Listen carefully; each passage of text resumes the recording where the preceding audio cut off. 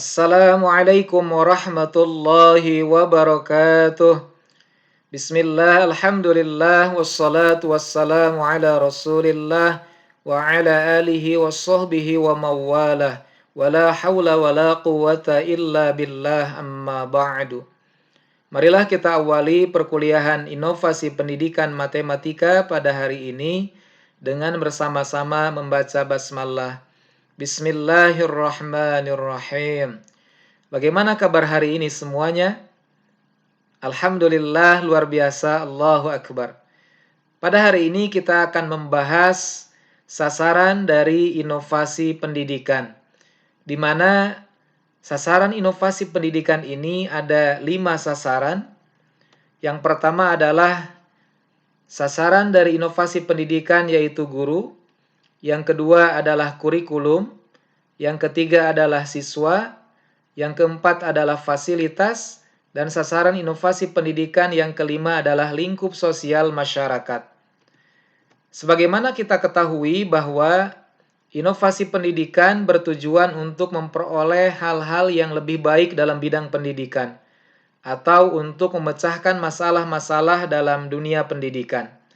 Inovasi pendidikan sebagai usaha perubahan pendidikan ini tidaklah dapat berdiri sendiri, melainkan harus melibatkan semua unsur dan komponen yang ada dalam sistem pendidikan, baik dalam arti sempit yaitu sekolah atau lembaga pendidikan, maupun dalam arti luas yaitu sistem pendidikan nasional.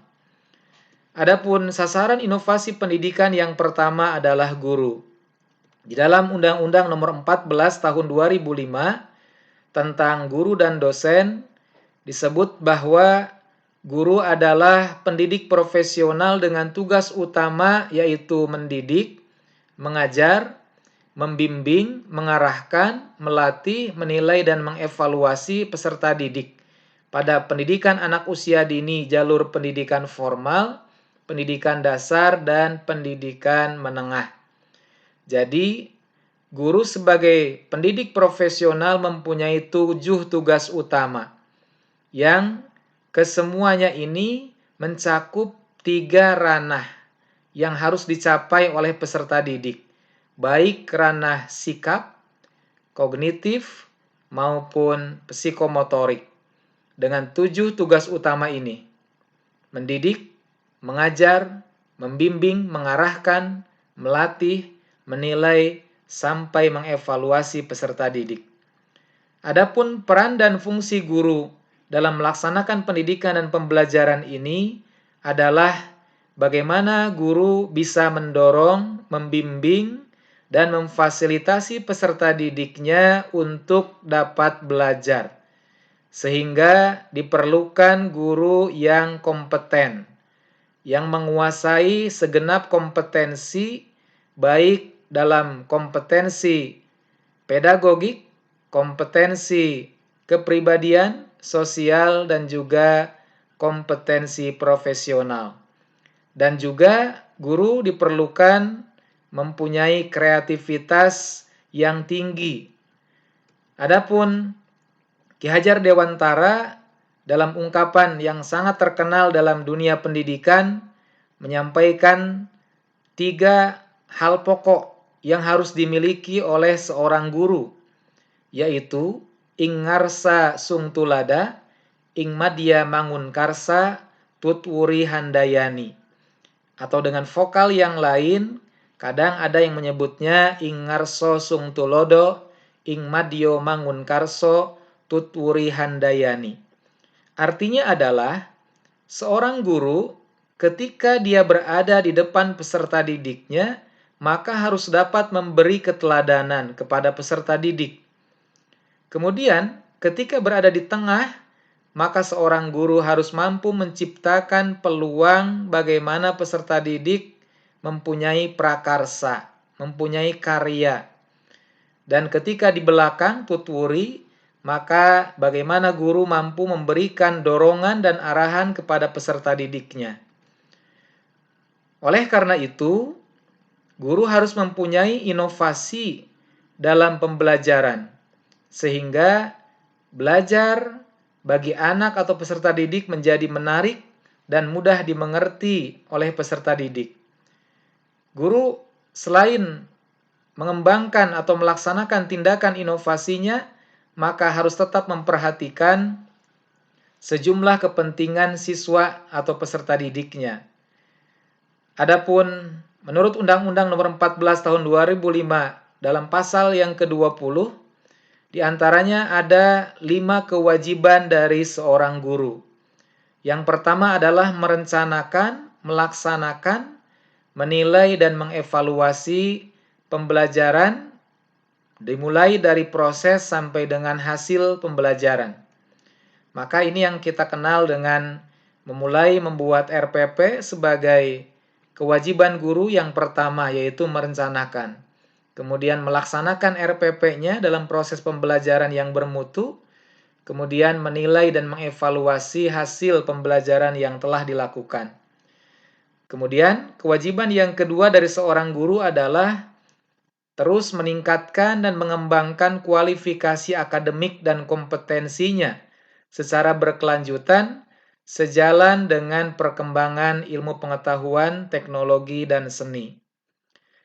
Kemudian kewajiban yang ketiga adalah seorang guru harus bertindak objektif dan tidak diskriminatif terhadap peserta didiknya di dalam melakukan pembelajaran. Tidak melihat dari latar belakang peserta didik, jenis kelamin, tidak membeda-bedakan agama, ras, suku, termasuk latar belakang ekonomi, status sosial, orang tuanya, dan semua. Jadi semua yang ada dalam pembelajaran diperlakukan secara objektif dan tidak diskriminatif. Kemudian kewajiban guru yang keempat adalah menjunjung tinggi peraturan perundang-undangan, hukum yang berlaku, kode etik guru, nilai-nilai agama dan etika. Dan yang kelima adalah guru berkewajiban untuk memelihara dan memupuk persatuan dan kesatuan bangsa. Nah, ini adalah kewajiban yang melekat pada diri seorang guru yang tentunya harus diketahui oleh mahasiswa sebagai calon-calon guru. Adapun di antara langkah-langkah inovasi guru yang bisa dilakukan, paling tidak ada 6 inovasi yang terus harus dikembangkan oleh setiap guru. Yang pertama adalah inovasi dalam merencanakan pembelajaran.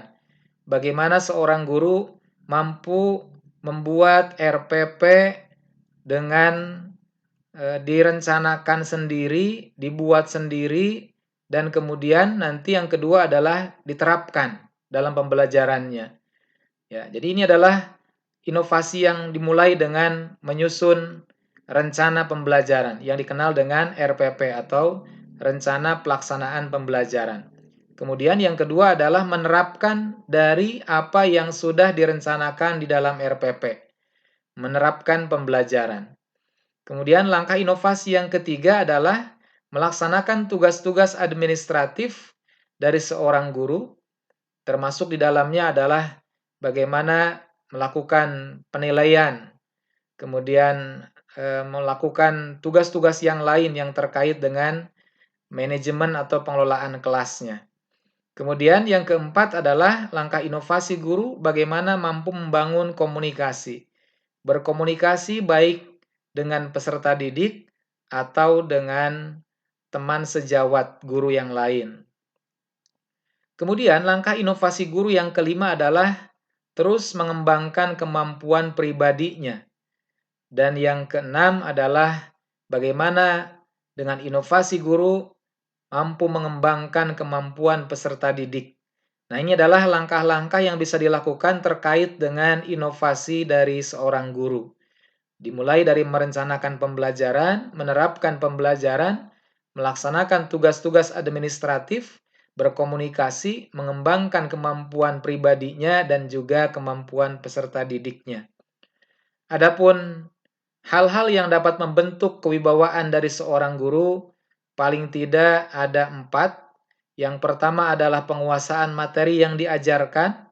Jadi kalau guru menguasai materi, maka akan berwibawa dalam pandangan atau di hadapan peserta didiknya. Berbeda dengan guru yang tidak menguasai materi yang diajarkan. Kemudian juga untuk bisa mendapatkan guru yang berwibawa, maka juga harus mampu memilih atau menetapkan strategi dan metode pembelajaran yang digunakan sesuai dengan situasi dan kondisi siswa atau peserta didiknya. Kemudian, yang ketiga adalah bagaimana guru mampu menjalin hubungan antar individu, baik dengan siswa maupun dengan guru atau unsur lain yang ada di dalam proses pendidikan. Dan yang keempat adalah yang dapat membentuk kewibawaan dari seorang guru, tidak lain adalah pengalaman dan keterampilan guru. Jadi dengan meniti lamanya menjadi guru, mempunyai pengalaman-pengalaman dalam proses pembelajaran atau pendidikan, maka tentulah ini akan menambah atau akan menjadikan guru tersebut semakin berwibawa di pandangan siswa-siswanya. Nah, ini adalah 4 hal yang dapat membentuk kewibawaan dari seorang guru. Adapun bagaimana dalam menciptakan suasana belajar yang kondusif dan menyenangkan, ini adalah sebagai tugas yang harus terus diciptakan atau diinovasi. Jadi bagaimana mampu menginovasi iklim belajar yang kondusif dan menyenangkan sehingga pembelajaran peserta didiknya akan bisa diarahkan untuk mencapai tujuan yang optimal. Oleh karena itu, guru harus mampu melakukan proses pembelajaran yang inovatif, di mana guru mampu menempatkan dirinya sebagai diseminator. Ya, diseminator adalah bagaimana menyebarkan informasi terkait dengan pembelajaran kepada peserta didiknya secara terprogram. Kemudian informator memberikan informasi atau pesan berupa materi pembelajaran yang kemudian mampu untuk diterima oleh peserta didik. Kemudian transmitter. Transmitter adalah bagaimana mampu mencerahkan atau mengkoneksikan sinyal antara dirinya dengan peserta didiknya. Transformator, organizer, jadi bagaimana mengorganisasi, memfasilitasi, memotivasi, dan juga mengevaluasi proses pembelajaran yang ada pada peserta didiknya. Inilah menjadi bagian tugas yang penting dari seorang guru bagaimana menciptakan proses pembelajaran yang inovatif. Sehingga untuk bisa meraih posisi seorang guru yang profesional, yang mempunyai kompetensi yang tentunya sesuai dengan undang-undang yang mengatur tentang guru, maka ada 4 kompetensi yang wajib dimiliki oleh setiap guru. Dimulai dengan kompetensi pedagogik, bagaimana mampu membelajarkan materi yang menjadi pembelajarannya, kemudian profesional, mempunyai penguasaan, kemudian kepribadian, bagaimana mencerminkan pribadi yang luhur, yang arif, yang bijaksana, dan juga bagaimana membangun hubungan sosial yang baik. Nah, ini adalah 4 kompetensi yang harus dimiliki oleh setiap guru yang ada. Adapun garis besar dari peran guru ada 4 peran, dimulai dari guru sebagai pengajar, kemudian guru sebagai pembimbing, guru sebagai ilmuwan, dan juga guru sebagai pribadi.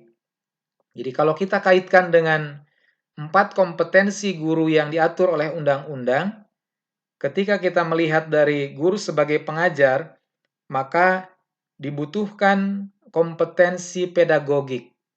Bagaimana guru mampu menata kelola pembelajaran di kelas. Ini adalah guru peranannya sebagai pengajar, menguasai kompetensi pedagogik. Kemudian guru sebagai pembimbing.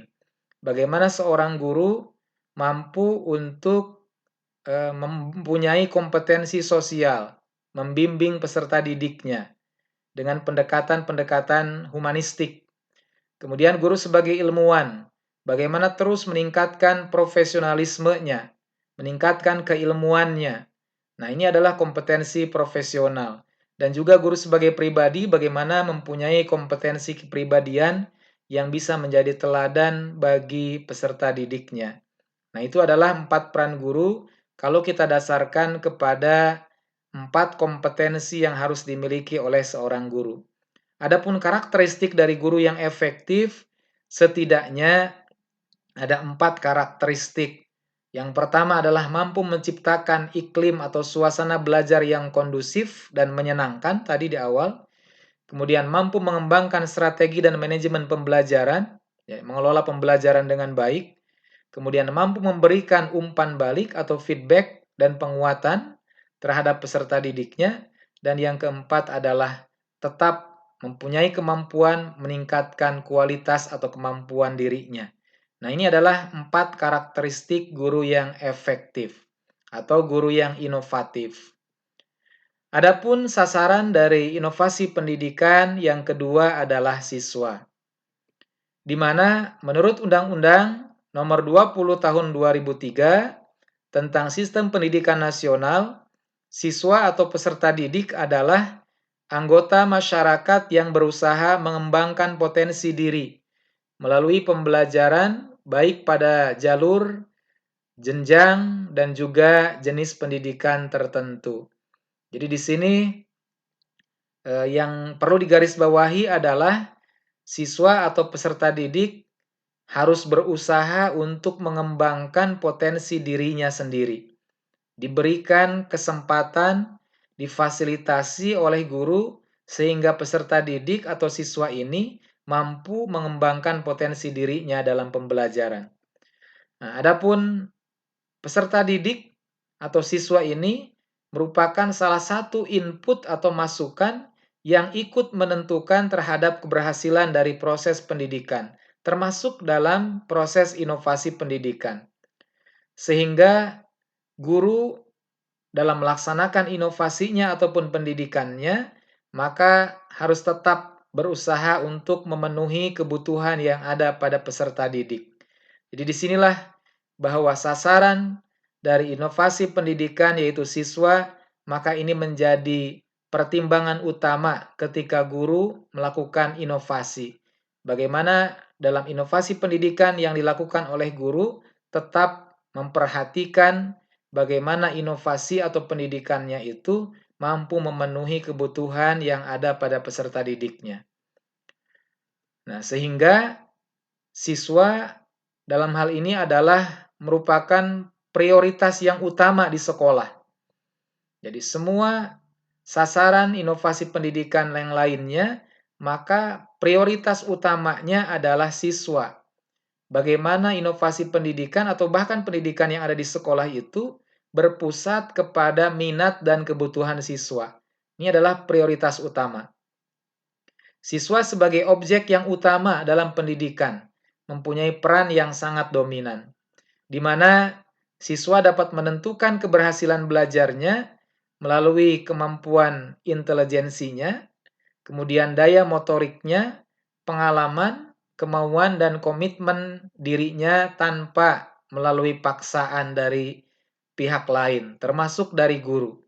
Jadi disinilah siswa menjadi sasaran yang sangat urgen, berperan sangat dominan, sehingga dapat menentukan keberhasilan belajar atau pendidikan secara umum melalui semua yang ada pada potensi dirinya tanpa paksaan.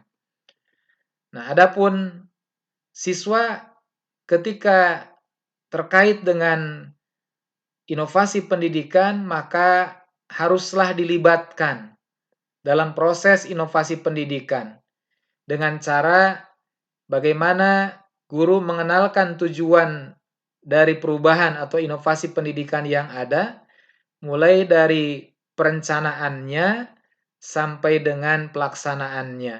Jadi siswa perlu mengetahui tujuan dari perubahan itu atau inovasi yang diberlakukan, dimulai dari perencanaannya sampai dengan pelaksanaannya. Adapun peranan siswa dalam inovasi pendidikan ini, maka bisa meliputi siswa sebagai penerima pelajaran. Jadi ketika guru menciptakan inovasi pendidikan atau pembelajaran, maka siswa adalah sebagai penerimanya. Kemudian juga bisa siswa dalam inovasi pendidikan menjadi pemberi materi. Ya, jadi dengan sistem pendekatan yang dilakukan dalam kurikulum 2013 dengan scientific approach, yaitu siswa bagaimana bisa menjadi bagian yang sangat terlibat aktif dalam pembelajaran, termasuk memberi materi kepada temannya dengan sistem tutor sebaya.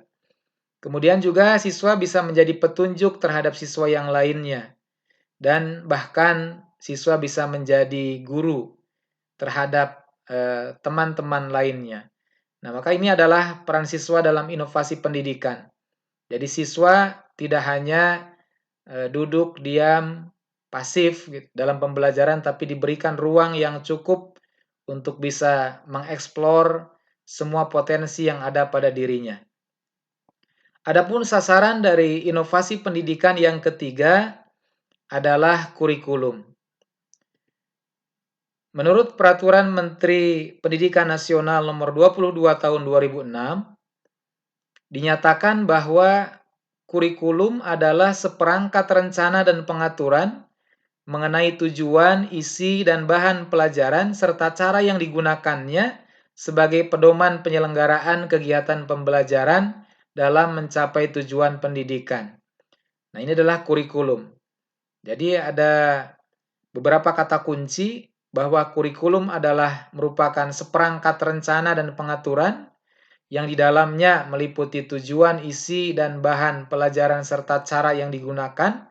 Fungsinya adalah sebagai pedoman dalam kegiatan pembelajaran dan tujuannya adalah bagaimana bisa mencapai tujuan pendidikan yang sudah ditentukan. Adapun kurikulum di sini merupakan aktivitas yang dilakukan oleh sekolah dalam rangka mempengaruhi siswa dalam belajar untuk mencapai suatu tujuan. Jadi, spesifikasi dalam kajian kurikulum dalam ruang inovasi pendidikan ini adalah bagaimana aktivitas yang ada pada siswa dalam belajar untuk mencapai tujuan pendidikan. Adapun kurikulum sebagai pedoman dalam pelaksanaan pendidikan dan pembelajaran di sekolah, maka ini jelas tanpa kurikulum, inovasi pendidikan tidak akan berjalan sesuai dengan tujuan dari inovasi pendidikan itu sendiri. Ya, jadi tujuan pendidikan, kemudian memecahkan masalah-masalah pendidikan, dan kalau tanpa kurikulum, maka tentulah tidak akan terarah. Karena tadi definisi dari kurikulum adalah seperangkat rencana yang sudah katakanlah buat, di dalamnya ada tujuan, ada isi, ada bahan, dan ada cara yang digunakannya. Sehingga ketika itu tidak ada, maka tidak akan terarah dalam perjalanan inovasi pendidikannya. Sehingga semua inovasi ataupun perubahan yang hendak diterapkan dalam pendidikan ini haruslah sesuai dengan perubahan yang ada pada kurikulum. Jadi kalau sekarang berlaku kurikulum 2013, maka semua perubahan atau inovasi-inovasi yang diciptakan haruslah sejalan dengan elemen-elemen dasar yang ada pada kurikulum 2013. Nah, sehingga ketika difahami demikian, maka perubahan kurikulum ini diikuti dengan inovasi pendidikan. Inilah yang disebut dengan tipe keputusan inovasi kontingensi. Jadi, melakukan inovasi pendidikan mengikuti perubahan kurikulum. Ya, jadi di sini adalah suatu keputusan inovasi yang diambil berdasarkan inovasi yang sebelumnya ada atau sebelumnya diberlakukan. Adapun inovasi kurikulum adalah gagasan atau praktik kurikulum dengan mengadopsi bagian-bagian yang potensial dari kurikulum untuk memecahkan masalah atau tujuan tertentu. Yang jelas, substansi dari inovasi itu adalah memecahkan masalah dan meningkatkan tujuan tertentu. Nah, sehingga inovasi kurikulum ini haruslah berkaitan dengan relevansinya antara bahan pelajaran yang termuat dalam kurikulum dengan kebutuhan siswa. Karena tadi disampaikan bahwa siswa merupakan prioritas utama atau objek utama dalam kaitannya inovasi di dalam pendidikan. Nah, juga selain dari relevansi dalam inovasi kurikulum, maka harus berkaitan juga dengan mutu. Bagaimana pencapaian mutu baik secara kognitif, kemudian afektif dan juga psikomotorik yang ada pada siswa yang nanti akan menentukan kualitas pembelajaran di sekolah.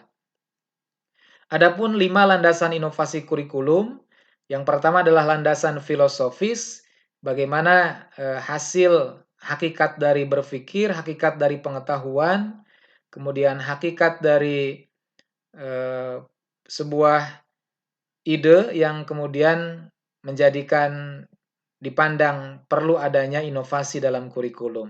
Biasanya filosofis ini adalah berdasarkan kajian para ahli. Kemudian juga landasan sosial budaya. Bagaimana inovasi kurikulum itu diciptakan tentunya melihat dari realita yang ada di masyarakat, baik secara sosial ataupun budaya masyarakat. Kemudian landasan pengetahuan, teknologi, dan seni. Jadi bagaimana inovasi kurikulum itu sesuai dengan perkembangan ipteks, ilmu pengetahuan, teknologi, dan seni. Jadi diciptakan inovasi mengikuti sejalan dengan perkembangan ipteks itu sendiri. Kemudian yang keempat adalah landasan kebutuhan masyarakat. Tentulah kurikulum diinovasi bagaimana bisa memenuhi semua yang menjadi kebutuhan masyarakat saat itu. Karena akan berbeda, masyarakat di tahun ini akan berbeda dengan 5 tahun yang akan datang kebutuhannya. Atau kalau kita flashback ke belakang juga sama. Masyarakat di akhir di hitungan tahun sekarang itu tentulah berbeda dengan masyarakat yang berada pada 10 tahun yang lalu. Nah, itulah landasan kebutuhan masyarakat. Dan yang terakhir adalah landasan perkembangan masyarakat.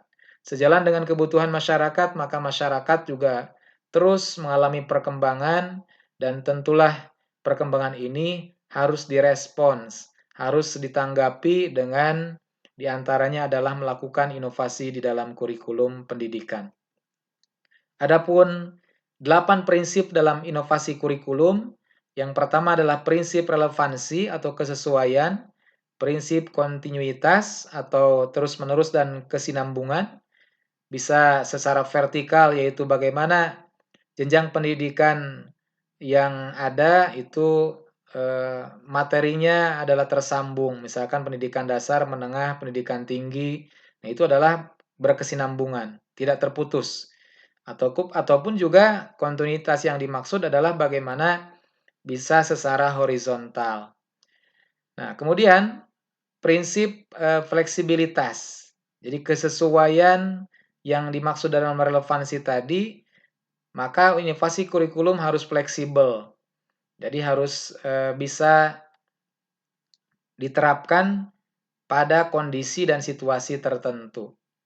Kemudian berorientasi pada tujuan, tetap tadi tujuan dari kurikulum adalah bagaimana bisa mencapai ideal tujuan pendidikan, maka itulah yang menjadi fokus orientasi dalam inovasinya.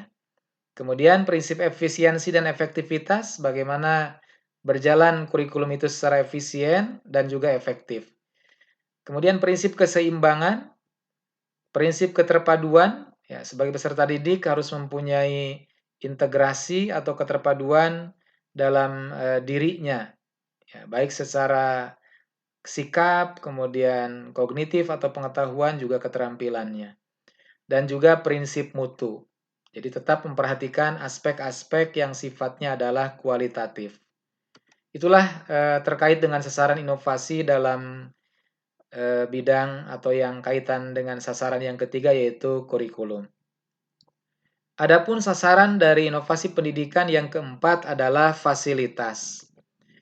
Terkait dengan fasilitas, maka termasuk di dalam sarana dan prasarana pendidikan, di mana sarana adalah perlengkapan yang diperlukan untuk pembelajaran yang secara hubungannya secara langsung, dan adapun prasarana adalah fasilitas dasar yang diperlukan untuk menjalankan fungsi dari sekolah. Jadi sarana itu akan bisa digunakan dalam pembelajaran secara langsung, dan kalau prasarana itu tidak secara langsung. Misalkan sarananya adalah alat-alat pembelajaran, misalkan alat-alat laboratorium, maka prasarananya berarti harus ada gedung laboratoriumnya. Nah, itu adalah hal-hal yang terkait dengan fasilitas termasuk dalam sarana dan prasarana. Tentu tanpa fasilitas, maka pelaksanaan dari inovasi pendidikan ini tidak akan berjalan dengan baik.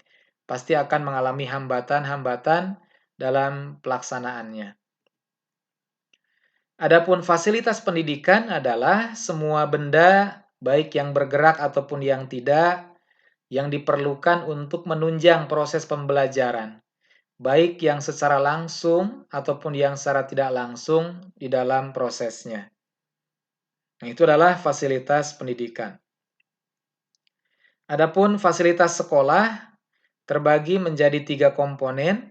Yang pertama adalah komponen manajemen dan administrasi ketatausahaan, kemudian fasilitas untuk keperluan guru dalam mengajar, dan keperluan siswa untuk belajar. Nah, 2 dan 3 inilah yang menjadi fokus dalam inovasi terkait dengan fasilitas. Jadi bagaimana guru mampu menginovasi fasilitas dalam mengajarnya, begitu juga dengan siswa. Bagaimana siswa mampu diberikan fasilitas melalui inovasi pendidikan ini sehingga kondusif atau efektif untuk mereka belajar. Adapun terkait dengan guru dalam inovasi sasaran inovasi dalam fasilitas ini, maka guru harus mampu mengoptimalkan semua sarana yang ada di sekitar, yang bisa digunakan untuk proses pembelajaran. Jadi, ini menjadi tugas dari seorang guru bagaimana bisa mempunyai inovasi, mengoptimalkan sarana-sarana di sekitar yang bisa digunakan sebagai fasilitas dalam pembelajaran. Baik secara daring, ya, misalkan dalam jaringan, semua fasilitas daring, maka itu menjadi sebuah tantangan bagi seorang guru untuk bisa dijadikan sebagai fasilitas dalam pembelajaran. Misalkan membuat video pembelajaran, kemudian fasilitas pembelajaran lain. Kemudian juga secara luring, di luar jaringan juga sama, dan maupun secara kelompok dengan fasilitas-fasilitas yang bisa diolah atau dioptimalkan dalam penggunaannya. Adapun terkait dengan inovasi pembelajaran yang digulirkan oleh Kementerian Pendidikan dan Kebudayaan, Merdeka Belajar atau Merdeka Mengajar, maka ini akan membawa peserta didik tidak hanya duduk, diam, dengar, dan hafal, tetapi justru bagaimana guru harus mampu mengelola pembelajaran sehingga mampu mengembangkan potensi atau kompetensi peserta didik itu melalui pendekatan-pendekatan yang menjadi ciri khas dalam kurikulum 2013, yaitu pendekatan ilmiah atau pendekatan saintifik yang dikenal dengan 5M. Mengamati, menanya, mencoba, kemudian menalar, dan juga mengkomunikasikan. Nah, itu adalah menjadi tantangan calon guru bagaimana bisa mengelola pembelajaran dengan mengoptimalkan fasilitas-fasilitas yang ada di sekitar sebagai fasilitas pembelajaran. Ada 2 fenomena terkait dengan inovasi fasilitas ini yang ada di sekolah. Yang pertama adalah fenomena keterbatasan fasilitas, yang memang terbatas fasilitasnya, dan yang kedua adalah fenomena pemanfaatan fasilitas yang ada di sekolah yang kurang dalam pemanfaatannya. Jadi fasilitasnya ada, tapi guru belum memanfaatkan secara optimal terhadap fasilitas yang sudah memadai atau yang dimiliki oleh sekolah. Nah, ini adalah dua fenomena yang kedua-duanya memerlukan inovasi dalam fasilitas. Terkait dengan keterbatasan, jadi yang tidak ada atau mungkin sedikit fasilitasnya, berarti harus diciptakan fasilitas-fasilitas baru, dan juga terkait dengan pemanfaatan yang sudah ada, kemudian bagaimana bisa dioptimalkan dalam penggunaannya. Nah, sehingga solusi terhadap dua fenomena yang memerlukan inovasi fasilitas ini, maka perlu untuk melakukan atau membuat daftar prioritas yang diperlukan oleh sekolah terkait dengan fasilitas pembelajaran. Nah, ini adalah inovasi dalam sasarannya yaitu fasilitas. Adapun yang terakhir adalah sasaran inovasi pendidikan lingkup sosial masyarakat. Tentu kita tahu bahwa sekolah merupakan subsistem dari sistem sosial masyarakat. Artinya sekolah tidak bisa dipisahkan dalam ruang lingkup sosial masyarakat. Sekolah memerlukan masyarakat, begitu juga sebaliknya. Masyarakat memerlukan sekolah. Sekolah memerlukan masyarakat yang dimaksud adalah bagaimana sekolah menyusun program yang relevan dengan kebutuhan masyarakat, yang relevan dengan perkembangan masyarakat. Nah, ini adalah sekolah memerlukan masyarakat. Termasuk juga sekolah membutuhkan masyarakat dalam hal penyediaan peserta didik. Ya, jadi maju atau tidaknya suatu sekolah tentu ditentukan salah satu di antaranya adalah oleh peserta didik. Jadi ketika kepercayaan masyarakat terhadap sekolah itu menurun, maka bisa jadi eh, dukungan dalam bentuk calon peserta didik atau calon siswanya maka akan bermasalah. Termasuk juga sekolah memerlukan masyarakat dalam hal pembiayaan. Nah, itu adalah lingkup sosial masyarakat yang tidak bisa dilepaskan dalam inovasi pendidikan. Kemudian, di sisi yang lain, masyarakat memerlukan sekolah. Difahami sebagai lembaga pelayanan jasa untuk mendapatkan program yang baik. Jadi masyarakat membutuhkan lulusan dari sekolah itu dengan proses yang sudah dilakukan selama pembelajaran atau selama pendidikan itu dengan pelayanan yang terbaik, dengan program-program yang sangat baik, sehingga lulusannya adalah sesuai dengan kebutuhan masyarakat. Itulah makna masyarakat memerlukan sekolah, terkait dengan program yang dilaksanakan oleh sekolah yang akan berbanding lurus dengan keperluan atau kebutuhan dari masyarakat. Adapun dalam menerapkan inovasi pendidikan, lingkup sosial masyarakat ini tidak secara langsung terlibat, akan tetapi dapat membawa dampak secara positif maupun negatif. Apa yang ingin dilakukan dalam pendidikan, tentu tujuannya adalah bagaimana kembali mengubah masyarakat menjadi lebih baik. Keterlibatan masyarakat dalam inovasi pendidikan ini akan sangat membantu dalam pelaksanaan inovasi pendidikan. Kita tahu bahwa perubahan-perubahan yang ada di masyarakat, dari mulai perubahan cara berpikir dan interaksi masyarakat yang semakin rasional, perubahan sikap dan orientasi kehidupan dalam ekonomi yang semakin komersial, perubahan tata kerja dengan pembagian spesialisasi yang semakin tajam, perubahan kelembagaan dan kepemimpinan yang semakin demokratis, juga perubahan cara dan alat-alat yang digunakan oleh masyarakat yang semakin modern, semakin canggih, dan juga semakin efisien. Maka inilah yang menjadi cikal bakal atau stimulus bagaimana inovasi pendidikan harus dilakukan dengan sasaran lingkup sosial masyarakat, karena masyarakat sudah banyak mengalami perubahan, baik dari cara berpikir ataupun sampai dengan cara hidup dengan menggunakan atau dengan pengaruh modernisasi.